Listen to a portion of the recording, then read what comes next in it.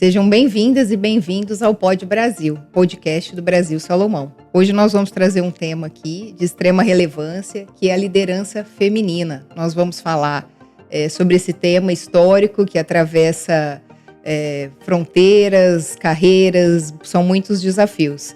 E hoje nós estamos aqui, né, Mari? Só mulheres aqui na bancada. A gente prendeu o Evandro e Rodrigo, tomamos posse do podcast hoje. E eu sou a Fabiana Barbassa, sou sócia aqui no escritório, coordenadora de algumas áreas, como recuperação de créditos, direito imobiliário, direito civil. E estamos com duas convidadas incríveis, né? Isso, e eu sou a Mariana, sou sócia coordenadora da área societária. E a gente está acompanhando essa mudança, né? O escritório, ele busca estar de acordo aí com as tendências e o mercado tem exigido esse olhar para a liderança feminina, né? Então, a gente está nesse momento de olhar para esse tema tão relevante e a gente discutir aqui com duas pessoas super qualificadas e super especiais sobre como a gente superar esses desafios que a liderança feminina enfrenta, né? Nossa primeira convidada é a Luciana Delbu, vou ler aqui, é a mãe do Theo, diretora de gestão de pessoas e performance social da Ouro Fino Agrociência, jornalista pela PUC Campinas, com pós-graduação em comunicação e marketing, além de MBA em gestão de pessoas e negócios. Com mais de 20 anos de trajetória, iniciou na comunicação e consolidou-se em recursos humanos e responsabilidade social. Criou projetos socioeducativos e culturais, estruturando áreas e equipes. Hoje, na Ouro Fino, impulsiona a gestão de pessoas para gerar valor ao negócio e à comunidade. Bem-vinda, Lu. Muito obrigada. Bem-vinda, Luciana. Obrigada. E a gente tem também hoje a Joyce Romanelli, que é a mãe do Tito, cofundadora e sócia-diretora da Fluxos, onde idealizou o curso de liderança feminina, que já formou mais de 3.000 mulheres. Que espetáculo, né? Mestre em gestão pela GV, professora universitária, construiu uma trajetória de mais de 20 anos, transitando de especialista a gestora e ocupando posições de C-level em saúde, tecnologia e educação. A sua atuação é pautada na praxis, equilibrando prática e conhecimento para interagir e agir, e refletir e transformar. E hoje na Fluxos impulsiona novas formas de liderar e fortalecer equipes. Seja bem-vinda. Que bom ter vocês aqui conosco, gente. Prazer enorme. Bom, então vamos lá. Pensando aqui, Luciana, a gente ouviu aí seu currículo, a Fabiana fez a sua apresentação. Você tem uma carreira, uma trajetória admirável, sólida, e sempre na liderança, né? Quais foram os principais desafios que você enfrentou aí na construção dessa sua carreira? O que aconteceu aí na sua jornada? Que obstáculos você teve que enfrentar para chegar onde você chegou hoje? O que você pode contar para a gente? Nossa, né, gente? Tem bastante tempo já, né? São muitos desafios. Mas eu acho que, como muitas pessoas, né, e muitas mulheres, de um modo geral, eu tive desafios que começaram desde a escolha da carreira, né, até depois o primeiro emprego, sabe? Tudo isso. A escolha da carreira já foi um desafio grande, porque eu sempre achei que eu fosse ser professora. E, na verdade, eu acabei me tornando depois professora. Fiquei mais de uma década como professora também. Mas, num determinado momento, eu acabei optando por cursar comunicação social, né, por cursar jornalismo, por uma aptidão pela comunicação, mas o que direcionou a minha escolha, veja como já é uma coisa bem feminina, né? Eu morava em Santa Bárbara do Oeste, no interior de São Paulo. Meus pais tinham se separado fazia mais ou menos uns 4 anos, e minha mãe tinha uma questão de saúde, né? Eu tenho um irmão 1 ano e meio mais novo que eu, mas que tínhamos ali uma dinâmica familiar em que os dois dependiam bastante de mim, e a minha escolha, portanto, foi pautada em não sair de Santa Bárbara. Eu tinha que fazer faculdade, mas continuar morando em Santa Bárbara. Então, eu escolhi cursar uma universidade que fosse próxima. Eu prestei vestibular, foram na época 6 faculdades.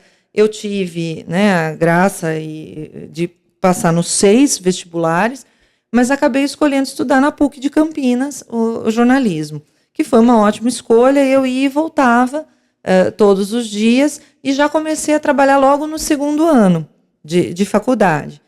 E aí, logo no segundo ano, assim, eu me lembro que fui estagiária por 1 mês, muito atrevida. Por que foi isso? Essa história é muito boa. Acho que foi um dos desafios também de superação, né? Assim, eu lembro que eu estava estagiando numa rádio e deu uma enchente em Santa Bárbara. E eu achando que eu era, assim, muito importante, sabe, gente? Que eu já podia cobrir a enchente, sabe? Assim, com toda essa minha experiência de 1 mês de estágio, né? Que é peculiar de todo estagiário. Isso, todo estagiário. Todo estagiário. Exatamente. Assim, muito, né? Muito apta. E eu resolvi ir até a emissora, mobilizei o motorista da emissora, peguei o celular, na época, aquele super tijolão, sabe? Assim, já... E fui para o meio da água, gente. E comecei a entrar ao vivo. E ninguém me parou. Isso que foi engraçado, né? Ninguém teve a noção de falar, gente, o que essa menina está fazendo? Vamos ver no que vai dar. Vamos ver no que vai. Ou então, tipo Corajosa assim, deixa. Ou tipo assim, ou sem juízo, né, Fabiana, na época, né? Ou tipo assim, deixa essa menina, vai. Vamos ver. Eu tenho a impressão, Fabiana, que as pessoas não gostavam de mim. Porque, tipo assim, deixa pra ver se ela vai embora, né? E aí... Vamos deixar ela se dar mal. Deixa ela se dar mal, entendeu? Só que aí, o que aconteceu? O chefe ouviu, né, veio ver aquilo. Na verdade, acabou que essa cobertura ganhou uma repercussão regional, porque foi um fato histórico ali, uma enchente histórica para a cidade. E era eu quem tinha chegado em primeiro lugar ali para ver o negócio acontecer. Então, assim, eu acho que uma das primeiras coisas foi superar alguns dos medos, né, assim, dos primeiros movimentos, né, que você tem no começo da sua carreira, de tipo, vamos lá, vamos fazer, né? Depois, a primeira liderança, que é sempre o mais difícil, quando você consegue fazer isso, né? Tipo, agora sou eu, então consigo. Vou testando, vou conseguindo, vou indo. Aí, de repente, você passa a ser responsável por outras pessoas. E aí, né, Joyce, aí o negócio fica diferente, porque gente dá trabalho, sabe, Mari? E é isso que eu acho que é interessante, né? Porque você se descobre líder, de repente, quando alguém vem com um abacaxi para você resolver, fala assim, o que eu faço com isso? E aí você fala, eu também não sei, mas eu tenho que achar uma solução, porque eu tenho que orientar essa pessoa, isso e aí. Eu tenho que estar confiante do que eu estou explicando aqui. Fala, você vai seguir esse caminho, então vai confiante, né? É o Só desafio. que antes você gerava o resultado por você mesmo. Aí depois você tem que passar a gerar o resultado por meio das pessoas, né? E você conseguir provocar isso no outro, né? Despertar no outro o seu melhor e tal, conseguir gerar responsabilização também no outro, é um pouco mais complexo. E mais recentemente, né, que eu fui me deparar mais com as questões de gênero. Eu digo que no começo da carreira, essas questões não apareciam. O fato de ser mulher. Uma menina que pega o celular no meio d'água, eu não estava muito preocupada com isso, sabe, Fabiana? E nunca foi exatamente um problema, de verdade. Mas depois, quando eu comecei a assumir posições de liderança, isso começou a aparecer. E especialmente quando eu assumi pela primeira vez a posição de diretora. Aí isso veio mais assim, latente, e eu comecei a entender que era porque eu comecei a disputar os espaços de poder, né? Os espaços de decisão. E aí você começa a entrar numa esfera que até então era desconhecida para mim. Então... E foi um choque para você? Foi bem chocante. Te deixou mal? Foi. Eu fiquei bem mal, assim, Fabiana. Eu confesso que eu não achava... Eu ouvia esse discurso. Como é engraçado isso, né? A gente costuma invalidar até passar pela situação. A gente costuma invalidar certos discursos. E eu ouvi Mariana falando isso, a gente participou, né? Teve a oportunidade de participar de um debate juntas, que ela disse que nós mulheres, às vezes, nos depreciamos mutuamente, né? E às vezes a gente invalida o discurso da outra mulher. E quantas vezes eu me vi fazendo isso? Às vezes eu ouvia uma mulher falando isso e falava assim, ela tá causando, não é possível que isso... Tá levando pro lado pessoal, tá levando pro lado pessoal, sabe? Não, é mimimi. Eu mesma caí nesse discurso. Quantas vezes, sabe, de achar isso, Joyce? Quantas vezes? até acontecer. Até eu entender que mesmo sendo qualificada, mesmo fazendo o meu trabalho da melhor forma possível, ralando, me desdobrando, né? Sim, ia aparecer, como apareceu, um homem, né, que não tinha a mesma qualificação, que não estava se dedicando à altura, como eu estava, né, mas que se sentia no direito de julgar o meu trabalho, entendeu? E nem era porque tinha uma ascendência, uma hierarquia, estava numa hierarquia superior à minha ali, porque tinha supostamente uma experiência superior à minha. Não, era um par, sabe? E então foi chocante entender isso, sabe? E foi difícil lidar com a frustração, porque normalmente isso acontece assim, no meu caso aconteceu quando eu cheguei no auge da carreira. Né? Você chega naquela posição que você batalhou tanto, então, poxa, você sonhou com aquilo. Eu estava vivendo assim, né, uma realização profissional tão intensa, e aquela situação foi um baque, sabe? Mas aí a gente dá a volta por cima, né? Vai, busca os próprios recursos emocionais, intelectuais também. E eu costumo ter uma frase, né, que eu falo que tem coisa que a gente aprende dentro de casa que a gente leva para a vida, que eu tento ensinar para o meu filho também e para as pessoas que trabalham comigo. Porque frustrações acontecem todos os dias no trabalho, inclusive com as nossas equipes, a gente tem que ensinar isso para os liderados. Sim. Que não há nada que supere um trabalho bem feito. Então, assim, continua fazendo o seu trabalho de forma bem feita, respeitosamente, que isso é vencido, entendeu? E se posicionando. Eu gosto daquela frase do Cortella, né? Faz o melhor que você pode na condição que você tem.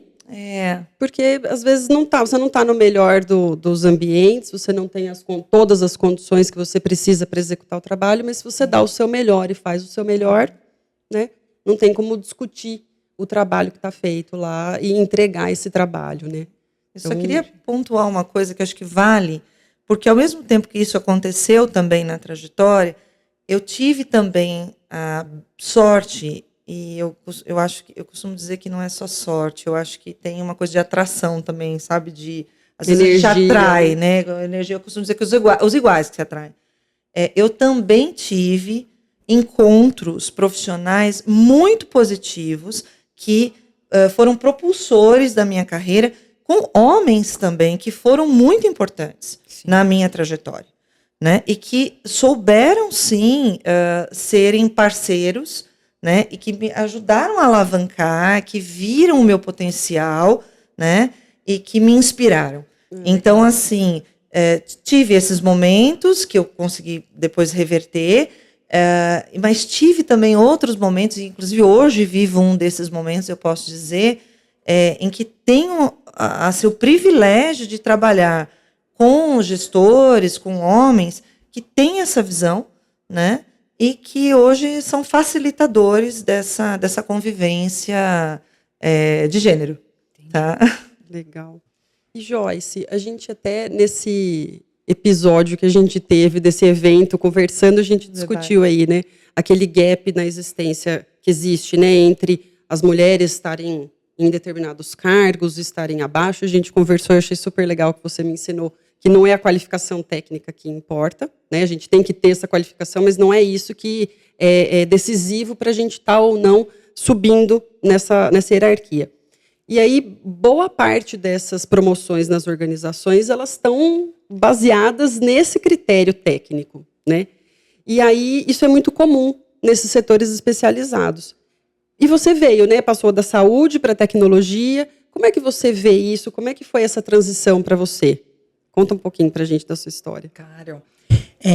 Eu vivi mais de 15 anos na área da saúde e é um setor altamente especializado, né? Então, a gente vai se basear em protocolos, na educação formal, o que é muito próximo da realidade de vocês, da realidade do direito, né?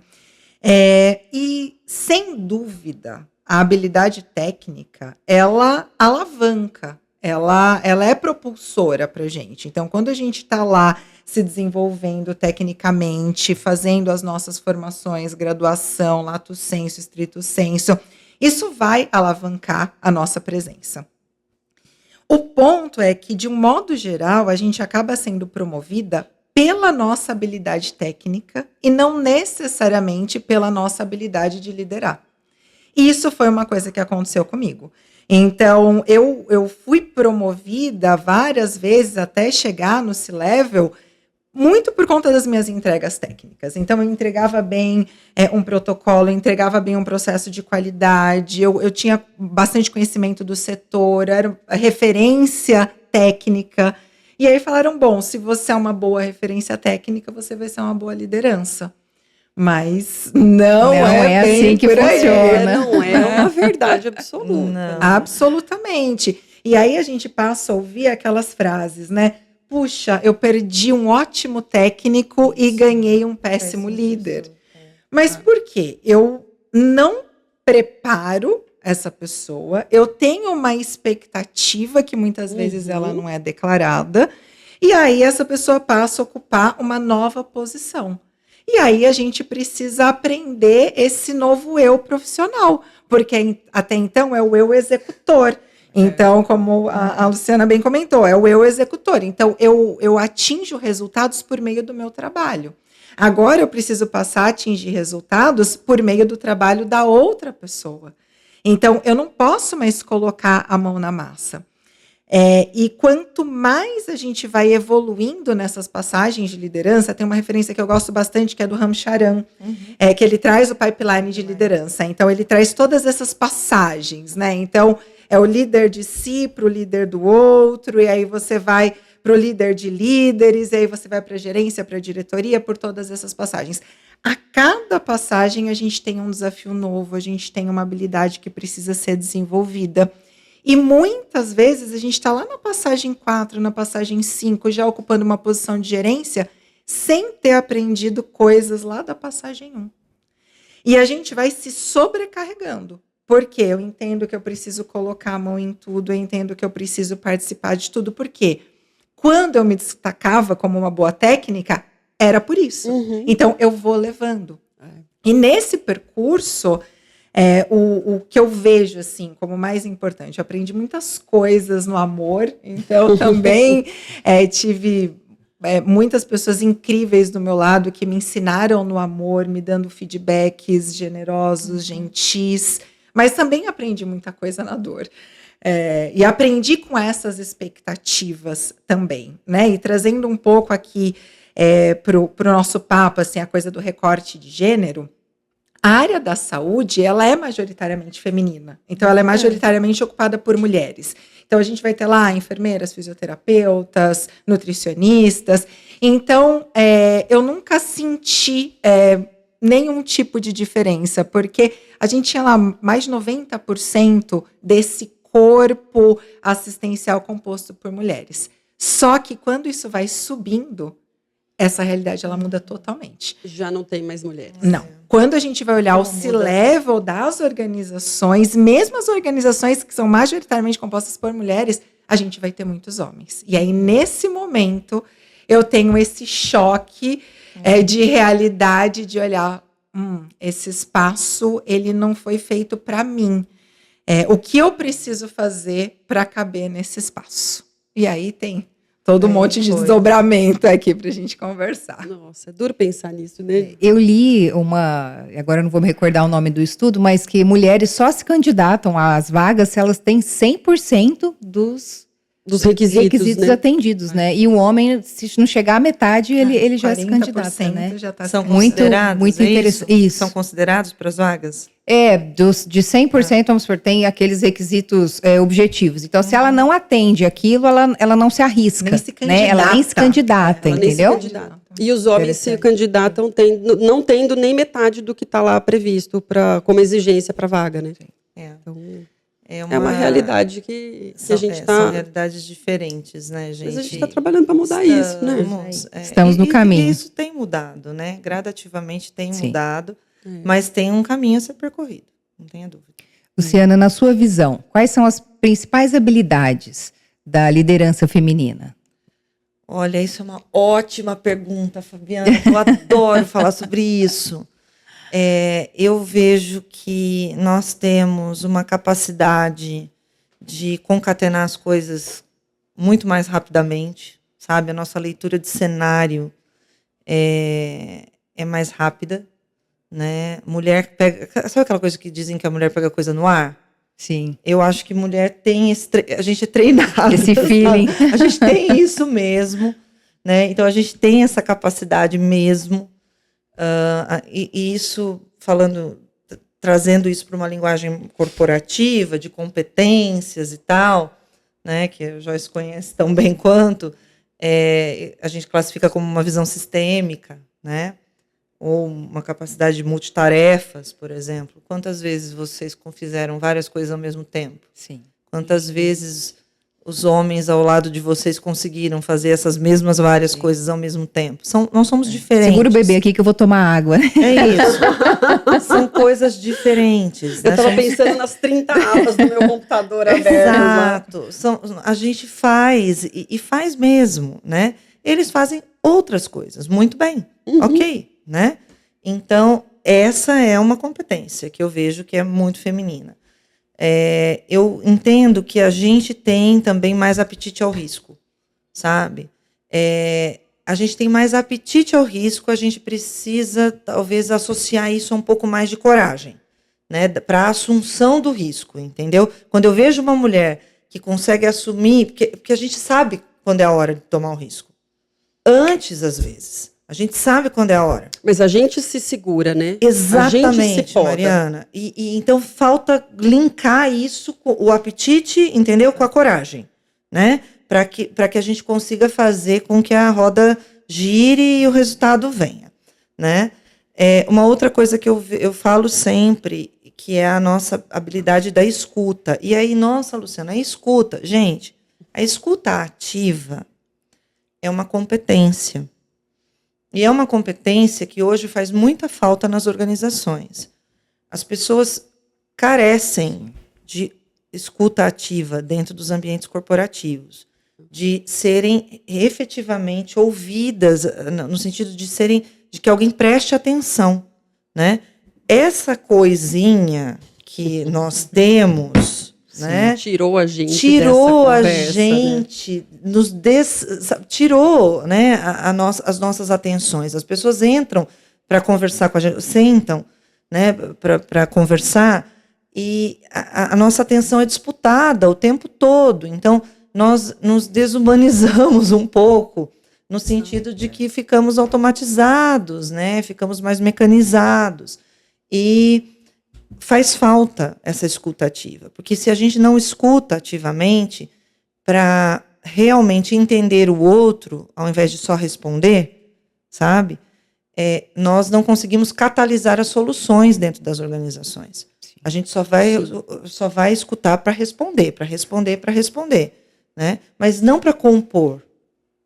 Eu acho que esse tem que ser um diferencial da liderança, né?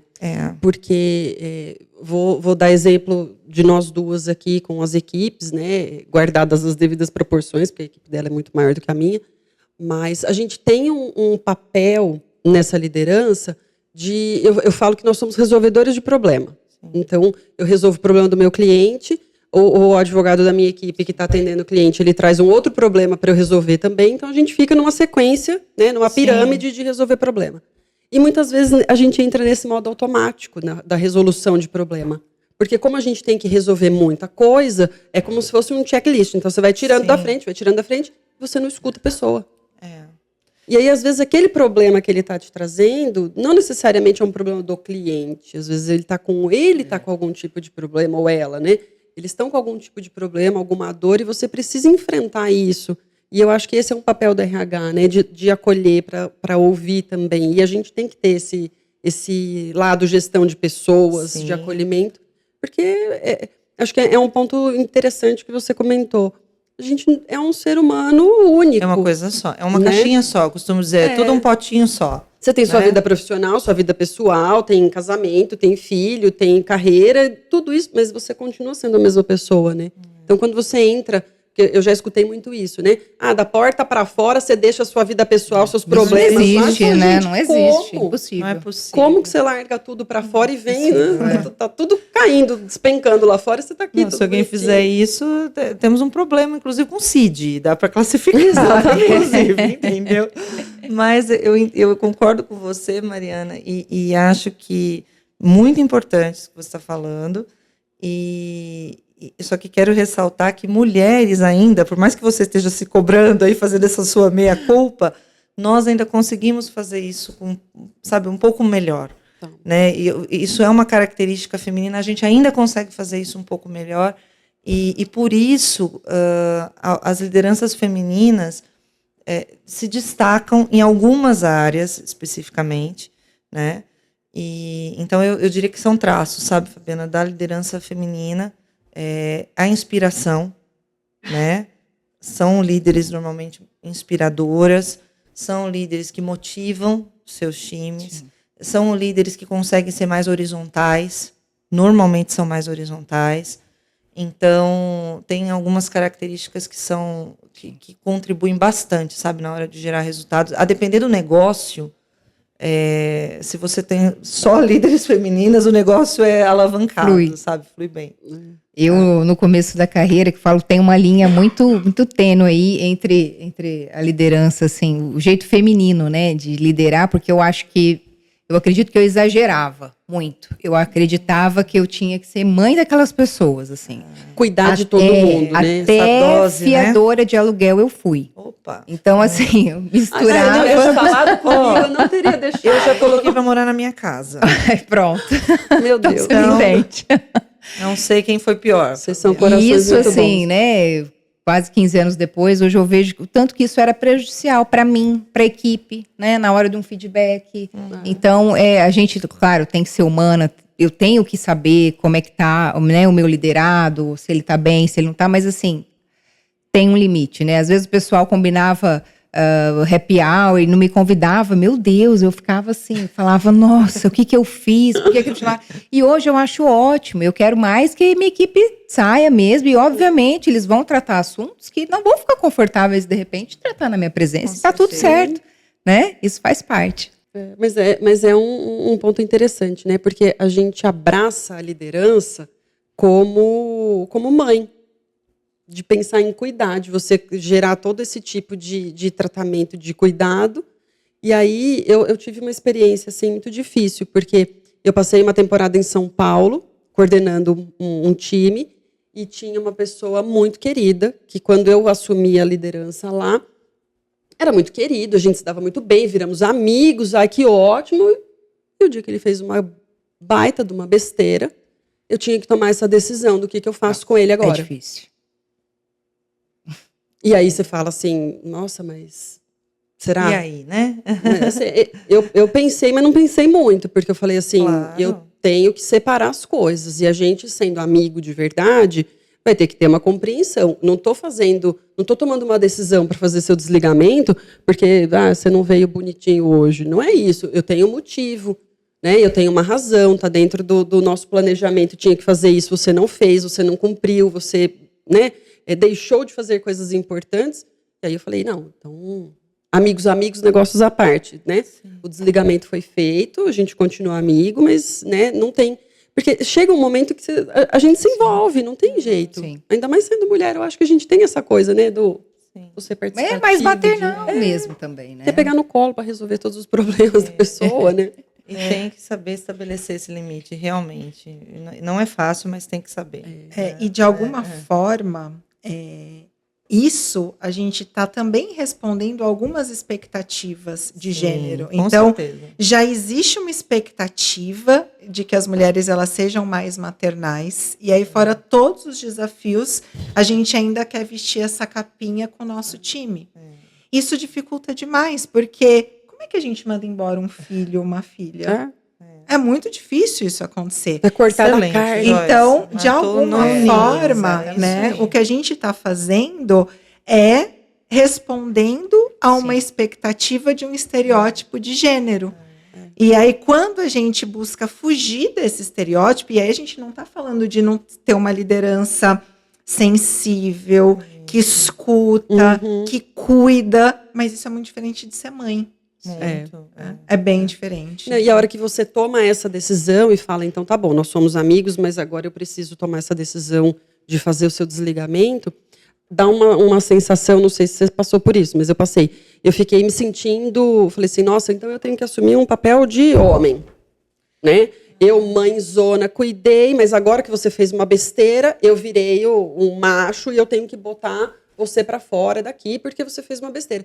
Então, fica uma coisa, você fala, nossa, que processo, que divisão que eu fico interna, né? Eu tenho que tomar uma decisão. Pro outro extremo. Não é o caso, não tem o meio do caminho, né? Ou eu sou fofa, cuido e acolho, ou eu mando embora e eu sou um carrasco. Então, assim, e é um sofrimento, né, passar por isso, mas a gente tem que se colocar nesse lugar. A liderança, ela não a gente tem que, acho que tudo isso que você falou é perfeito, né? É cuidado, é acolher, escutar, liderar, mas eu tenho que dar resultado, eu tenho que entregar, eu tenho que ter as coisas funcionando, né? A partir do momento que não está funcionando, a gente tem que rever e, de repente, não faz mais sentido aquela pessoa na equipe, né? Sim. Joyce, e entre tantos desafios aqui que nós já conversamos, o que você acredita que faz a diferença para uma mulher se tornar líder? Bom, acho que a Luciana trouxe diversos aspectos super importantes, mas tem um ponto, pensando nesse mundo que a gente vive, nessa coisa da economia da atenção, de todas essas expectativas, de tudo que a gente vivencia, que está muito relacionado a como a gente lida com as adversidades. Tem um conceito que eu gosto muito também, que é o conceito da antifragilidade, né? Então, esse conceito ele foi cunhado pelo Taleb num livro desse mesmo nome, chamado Liderança Antifrágil. E a antifragilidade, muitas vezes, ela é confundida com a resiliência, né? Então, o frágil é muito claro, né? Então, o que é frágil, o que quebra, o resiliente é o resistente, mas é aquela coisa que passa por uma tempestade e depois volta para o mesmo formato. A ideia da antifragilidade é a gente poder se sair melhor diante das adversidades. Claro que a gente tem que tomar muito cuidado para a gente não olhar para todas as adversidades e achar que todas elas são oportunidades e que todas elas vão nos fazer melhor. Tem coisa que a gente não precisa passar. A gente tem que ter muita clareza. Dá, né, Joyce, para sair melhor, né? Não. Coisa que eu falo que, meu Deus, não dá para esperar que a gente saia melhor de algumas coisas, né? É esperar demais da gente também, não é? Exatamente. Tem coisa que não, que vai ser danosa, né? Mas dentro dessa dose de adversidade que a gente pode lidar, como é que a gente pode pegar essas experiências, essas vivências e tentar sair melhor, né? E tem algumas possibilidades dentro disso, né? Uma delas que eu gosto muito, assim, como um ponto adicional, né? Concordo com todos os pontos que a Luciana trouxe, mas algo a mais é essa coisa da pele em jogo, né? Como é que a gente consegue colocar a nossa pele em jogo? Como é que a gente consegue ir lá para a arena? Como é que a gente consegue liderar com coragem, né? E sempre lembrando que coragem não é ausência de medo. Eu tô com medo, mas eu vou enfrentar esse medo. E como é que eu consigo me colocar? Porque muitas vezes a gente vai ficar nesses lugares só apontando, só olhando, mas se a gente espectadora da vida, aguardando, mas como é que a gente consegue protagonizar algumas coisas? Então, esse conceito da pele em jogo é um que eu gosto bastante, assim, sabe? Eu acho que o que a gente está fazendo aqui hoje é isso também. A gente está discutindo desafios, a gente está trazendo vulnerabilidades, a gente está se colocando vulnerável aí para inúmeras pessoas que vão assistir. Isso é bom, porque isso conecta também, porque às vezes, olhando uma bio, olhando a nossa trajetória, as pessoas podem olhar e falar assim, nossa, é tudo maravilhoso, são tudo flores. Não, a gente tem uma série de questões.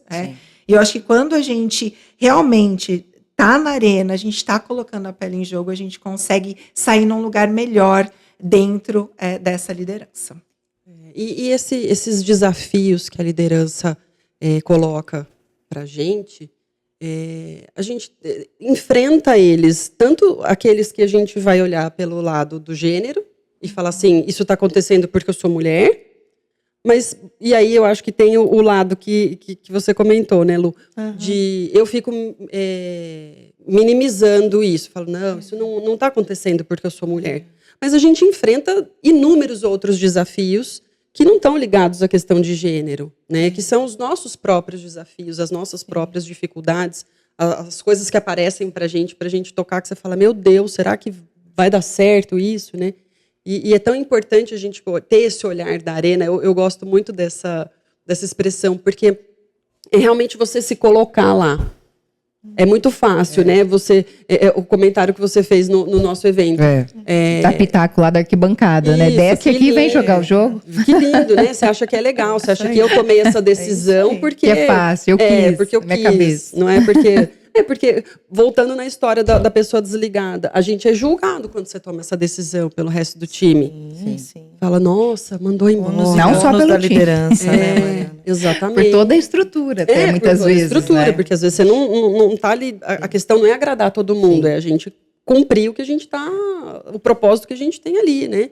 Então também tem que ter esse eu falo que é peito, né? De falar, vou peitar, vou enfrentar e seguir, né? É interessante isso, Joyce, que você trouxe, porque às vezes lendo a nossa bio, o pessoal não tem, e principalmente porque o que se espera do líder é que ele não seja um apavorado. Né? Você tem que ir ali na frente da equipe, às vezes você não tem. Apavorado, né? É ótimo. Né? A última coisa que você espera se você tá correndo igual o Zé Colmeia, né? Vai fazer uma pergunta pra mim, nossa, e agora? Eu também não sei, o que a gente vai fazer? Não, o líder, ele não pode ser assim, né? Pleno, por mais que tá você sempre plena, né? por dentro esteja realmente apavorada, mas a equipe espera em você um porto seguro, né? Não, vamos fazer isso, às vezes você não tem a menor ideia se aquilo vai dar certo ou não. Mas vamos, não é que não vamos com medo, né? Vamos com medo, mas coragem, o jogo, né? É isso vamos aí, lá, pé o meu na reta, a gente vai ter que Mas sabe, fazer eu queria aproveitar essa conversa. Eu gostei dessa história da pele em jogo da Joyce. Eu vou aproveitar e fazer uma pergunta para ela. Posso? Por favor, eu queria à entender, vontade. na verdade, Joyce, quando você fala disso, se no seu entendimento, essa questão da pele em jogo é mais característico nas mulheres. Se você vê isso de uma maneira mais latente nas mulheres. Quando você trouxe isso, foi isso que você quis dizer? Porque entende? Porque eu estou aqui pensando, né, em homens e mulheres com que eu convivo. E claro, eu já vi isso em ambos. Mas eu vejo tanto nas mulheres isso, sabe? Essa coisa de abrir o peito e ir para a arena, né? Que é um pouco isso que a gente está fazendo aqui. Estou ouvindo a Fabi, isso que a Fabi acabou de fazer, né? De dizer... ninguém espera que o líder esteja apavorado. Eu não vejo um homem dizer isso, sabe? Assim, com tanta franqueza, entendeu? Sim. A nossa vulnerabilidade. Né? Eu acho que, de alguma forma, a gente, talvez pela nossa socialização, a gente tenha mais facilidade de se vulnerabilizar. Faz sentido, né? Porque dificilmente na nossa socialização alguém vai virar pra gente dizer não chora, porque isso é coisa de mulher. Não chora porque isso é coisa de menina. Né? Então, quando a gente pensa nessa estrutura que a gente vive hoje, ela é uma estrutura que ela é ruim para todo mundo. Porque como que é para um garoto também não poder chorar, não poder se sensibilizar, não poder demonstrar os seus sentimentos? Eu acho que, de alguma maneira, na nossa socialização, a gente é mais permitida, assim, isso possibilita mais. Então, talvez a gente consiga se vulnerabilizar um pouco mais. Mas, como tudo, tem os dois lados. Por quê? Quando a gente tem um homem na liderança que é visto como uma pessoa que foi feita para aquele lugar. Então, aquele corpo foi feito para aquilo. Quando ele se vulnerabiliza, então, por exemplo, numa situação dessa, eu não sei o que fazer. Quando ele está apavorado. Quando ele chama a equipe e fala, gente, chora. Eu não sei o que fazer e eu gostaria de ouvir a opinião de vocês para a gente chegar num caminho melhor. As pessoas vão olhar aquilo e vão aplaudir, vão falar, nossa, que líder legal que a gente coisa tem. bacana, né? Que cara diferenciado. Agora, como que é quando um corpo que não foi feito para estar naquele lugar, que já é visto como vulnerável e despreparado, faz o mesmo movimento? Muitas vezes vai olhar e vai falar assim, nossa, Eu falei que ela era despreparada. Quer que eu faça o trabalho dela Não agora. faz, quer que eu faça o trabalho dela. É sinal de fraqueza, né? É sinal de fraqueza. Não vamos mais confiar. Como é que a gente pede ajuda para essa pessoa que não sabe o que tem que isso. fazer? Olha aí. Então, até o mesmo conceito, que é o conceito da vulnerabilidade, ele atravessa as vivências de uma forma diferente. É legal. Muito interessante. Interessantíssimo. E eu acho o máximo, porque essa história do não posso chorar, né? Eu fico pensando, no dia que eu tô assim, mais... Olha, contando as vulnerabilidades, né? Mas assim, é verdade. Eu sinto isso, que às vezes eu preciso chorar. Eu preciso, porque daí eu choro, passa, tira aquela tensão, eu falo, pronto. Lavei. Agora eu consigo, tô com clareza, eu consigo pensar. Se eu fico segurando aquilo me consome, eu fico como se fosse uma panela de pressão. Então aí eu falo, se eu ficar desse jeito, vai sobrar para alguém. Né? E todo mundo chora, sabe, Mari? Gente, não tem problema nenhum nisso, né? Mas aqui, como uma boa canceriana, eu choro mais do que as outras pessoas. Eu também sou. Eu, Capricórnio, então, não choro. Não chora não. Mas, Não. Coração Os que de eu Uma vez pedra. por ano. Não, conheço alguns que choram. Mas eu vejo nisso, que às vezes é uma questão até física. Não é só emocional. É eu aliviar essa tensão e falar assim, nossa, ufa, tirei isso de mim.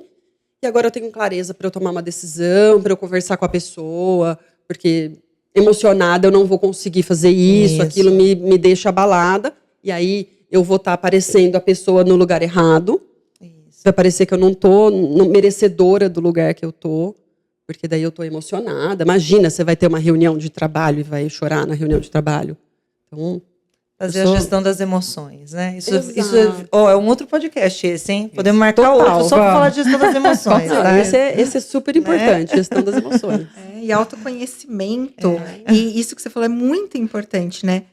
Não é que eu não posso chorar, é como eu quero me mostrar para o mundo. A percepção. Qual a né? escolha que eu tenho? Que escolha eu estou fazendo aqui para me mostrar para o mundo? Exato. É Porque eu não autoconhecimento preciso chorar puro. na reunião. Né? Eu acho que faz parte do meu estado de espírito para eu ficar bem. Mas A não gente faz costuma sentido. dizer, né? E se chorar, tudo bem também, né? Você tem Exato. lencinho. E a gente costuma dizer no mundo corporativo, né, que nós somos o que o outro percebe de nós. Nós somos o que o outro percebe. É a percepção do outro. Nós somos avaliados pela percepção do outro. Né? Os ciclos de talentos nas empresas, eles existem. E como é que isso acontece? Nós somos a percepção do outro. Eu falo isso de Não um é? jeito muito leigo, que eu falo, eu sou É medida isso. pela régua do outro. Então é assim, é isso que a Joyce está dizendo. Então, como é que eu quero ser percebido? Né? Então, eu converso muito isso com os liderados. Assim, olha, a pessoa fala, mas eu não estou fazendo isso por querer. Eu não fiz. Então, mas como foi que o outro te percebeu? Então, você tem que trabalhar esta percepção. É aqui que está. Ah, mas eu não tenho culpa do que o outro... Se eu falei isso e ele entendeu outra coisa. Você tem. Tem. Eu sinto em te dizer, você tem. Porque o que o outro entendeu é sua responsabilidade, sim, porque você está sendo percebido pelo que ele entendeu. Então, dentro desse ecossistema corporativo, você é a percepção do outro. Você tem que ter cuidado com o que você gerir fala. essa percepção. Entendeu? E a sua carreira passa por aí. Né? Então, tudo isso faz parte de uma dinâmica que a gente tem que dar conta dela, sim. E as emoções estão aí no meio, os divertidamente todos. Entendeu? Maravilhoso.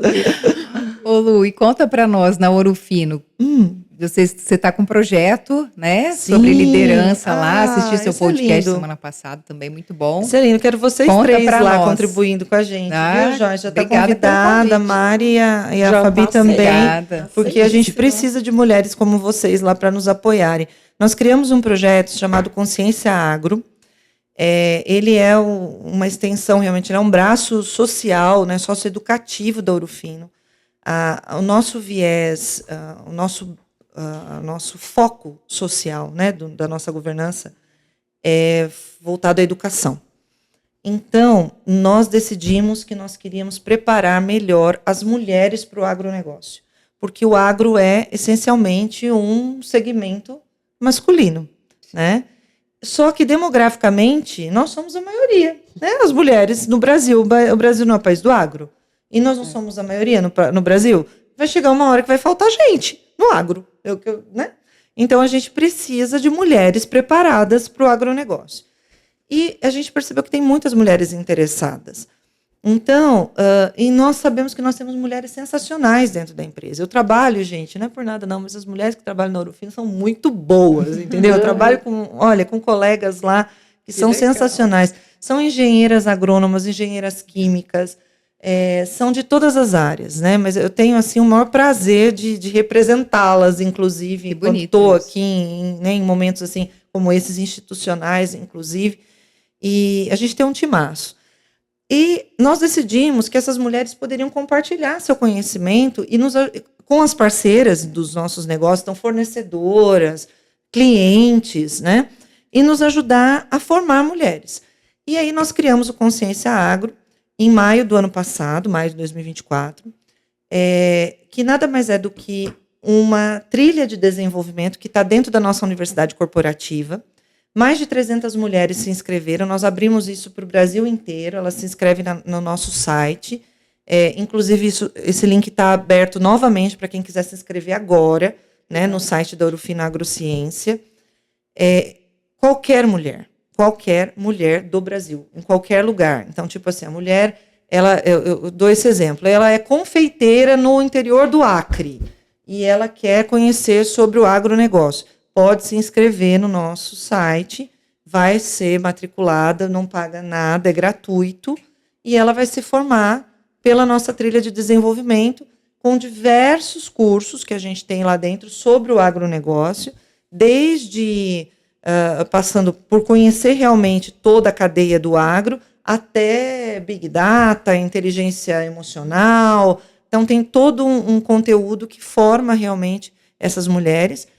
E a gente tem também um bracinho agora desse mesmo curso, né, desse mesmo trabalho de desenvolvimento mais amplo, focado para lideranças no agro, que está nascendo em parceria com as cooperativas do agronegócio. E por isso que a gente está ampliando para mais parceiras que quiserem se juntar, quem tem conteúdos para oferecer, que queiram agregar para nos ajudar a formar essas mulheres. Que ótimo. São bem-vindas. A gente fez o lançamento ano passado, a aula magna foi com a Rachel Maia, né, que é uma liderança feminina super inspiradora. Foi ela quem nos apoiou aí nesse lançamento. E a gente está agora já indo para o 2º ano e tenho muito orgulho desse projeto. E em breve espero poder contar mais novidades para vocês e expandirmos mais ainda o projeto. Que bom, parabéns, que bonito. E isso, assim, é muito legal, já encaminhando, né, para o final do nosso podcast aqui, porque a gente está num momento agora do lançamento, né, do programa de liderança feminina do escritório do Brasil Salomão. E aí a gente vai ter a Joyce com a gente, né, Fá? Isso. Joyce, nós conversamos aqui sobre todos os aspectos, né? E a gente viu também, né, um pouco anteriormente agora no nosso bate-papo, que nós demoraríamos 135 anos, né, para ter essa equidade. O que você entende que nós poderíamos fazer para antecipar isso? Existe alguma fórmula, esses projetos como esses no mundo corporativo? Perfeito. O tempo para a paridade de gênero, né, quando a gente começa a olhar para os dados, quando a gente começa a olhar os contornos para a paridade de gênero, a gente vê o tamanho do abismo, né? Então, sim, são muitas gerações para ter a paridade de gênero. E se a gente, dependendo do recorte de mulher que a gente faz, isso vai aumentando absurdamente. E um ponto super importante em relação a isso é a gente ser intencional. Então, eu acho que a questão da liderança feminina, ela não vai se resolver, das mulheres em espaços de liderança, da paridade de gênero, ela não vai se resolver naturalmente. Deixa acontecer, não vai. Porque se a gente olhar antes da pandemia, esse tempo era de 99 anos. Depois da pandemia, ele aumenta para mais uma geração. Então, se a gente quer reduzir esse tempo, se a gente quer mais paridade de gênero, se a gente quer mais mulheres na liderança, mais oportunidade, a gente precisa ser intencional. E pensar em intencionalidade é fazer o que a gente está fazendo aqui, é fazer programa, esse programa maravilhoso, viu, Luciana? Contem com a gente, com viu? certeza. Muito legal, super orgulho ver essas iniciativas, elas realmente precisam acontecer. E aí, quando a gente pensa aqui dentro, né, da estrutura do Brasil Salomão, a gente poder trazer uma formação, o que a gente está trazendo é um processo de aceleração de carreira. Então, aqui a lógica não é trabalhar um curso onde tem uma pessoa ensinando e outras pessoas aprendendo. Não, aqui a gente está co-criando, a gente está buscando instrumentalizar de maneira intencional para a gente realmente mudar esse cenário e, quem sabe, nossos filhos possam ver a paridade de gênero aqui. Minha filha. Nós 4 temos crianças, né? Pequenas, basicamente da mesma idade, entre 3 e 6 anos, né? Não. E a gente vai precisar ser muito intencional para isso. Então, é um super orgulho também poder fazer parte desse projeto aqui e a gente poder apoiar na cocriação desse espaço, algo que já vem sendo feito há muitos anos, mas que tem esse desejo, essa necessidade de ser acelerado com tantas mulheres incríveis e tantas pessoas aliadas. Né? Então, pessoas que estão olhando para isso de forma intencional. E é bem isso mesmo, né? Porque o projeto do escritório, fazer o programa da liderança, é abrir esse espaço, a gente ter ações estruturantes que vão, de fato, nos colocar impulsionar as nossas advogadas. Nós vamos fazer parte do programa, então nós vamos estar com você, mas de colocar a gente em posições estratégicas do escritório. Sim. Porque, e aí acho que especialmente para a advocacia, né, a gente tem uma tendência a ser sempre mais técnico. Então, eu sou especializada no societário, então eu estudo só aquilo, eu não sei nada da área da Fabiana, eu tenho que consultar ela, não converso com outra pessoa, não resolvo o problema, eu tenho que falar com ela. E a gente vai fazendo isso, vai traçando a nossa carreira em cima disso, e um belo dia a gente é alçado a uma posição de liderança. Você fala, nossa, que bom, e agora a gente faz como isso, né? Então a gente tem que vai buscando do nosso jeito, às vezes um pouco amador, como que a gente se prepara para essa liderança. Eu acho que faz todo sentido a gente ter esse apoio e ter a Fluxus com a gente para fazer isso de uma forma organizada, com talento, com habilidade, do jeito que precisa ser feito para que a gente tenha esse impulsionamento estratégico, né? O escritório tem 56 anos de história, então tem que ter essa preocupação. A gente olhar e olhar para as nossas lideranças, para os cargos decisórios, né, para o nosso conselho, e um dia a gente poder estar lá. Hoje a gente roubou o lugar deles aqui no podcast. Daqui a pouco. Lá a gente não quer roubar o lugar de ninguém. A gente quer, de repente, ter uma cadeira, quem sabe? Né? É projeto, vamos... Afinal, hoje as mulheres representam 62% Exatamente. Aqui, né, no nosso Eu ia quadro. perguntar isso. Hoje vocês já são maioria. Sim, somos maioria. Então, olha aí. E então, é muito genuíno, assim, do escritório, né?